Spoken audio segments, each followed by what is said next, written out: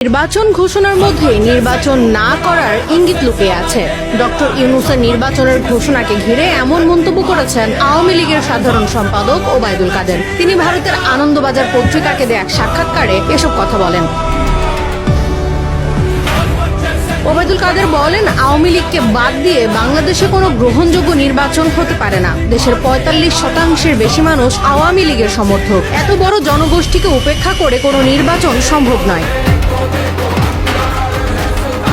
ওবায়দুল কাদের দাবি করেন, আওয়ামী লীগ নির্বাচনে অংশ নেবে কিনা এবং শেখ হাসিনা কবে দেশে ফিরবেন এসব বিষয় নিয়ে দলের কাছে স্পষ্ট পরিকল্পনা আছে। তিনি আবারও বলেন, আমাদের সংগঠনকে এখন আরো শক্তিশালী করাই সবচেয়ে জরুরি কাজ। আজকে আমাদের অস্তিত্ব, আদর্শ, রাজনৈতিক ভিত্তি হুমকির মুখে, তাই সংগঠনকে গোছানো হচ্ছে। আওয়ামী লীগ একটি গণভিত্তিক দল, আমাদের শক্তির মূল উৎস জনগণ।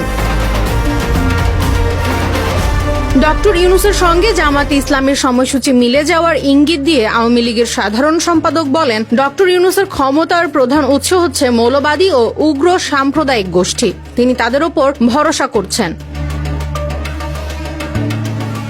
শেখ হাসিনার ফেরার প্রসঙ্গে জানতে চাইলে ওবায়দুল কাদের জানান, তিনি প্রতিদিন দেশের নেতাকর্মীদের সঙ্গে যোগাযোগ রাখছেন, অনুপ্রেরণা দিচ্ছেন। আমি বিকেলে তার সঙ্গে কথা বলবো। আল্লাহর রহমতে তিনি সুস্থ আছেন, তবে তিনি কবে ফিরবেন তা এখন বলা যাচ্ছে না। সবকিছু নির্ভর করছে দেশের রাজনৈতিক পরিস্থিতি, জনগণের মনোভাব এবং আন্তর্জাতিক পরিবেশের উপর।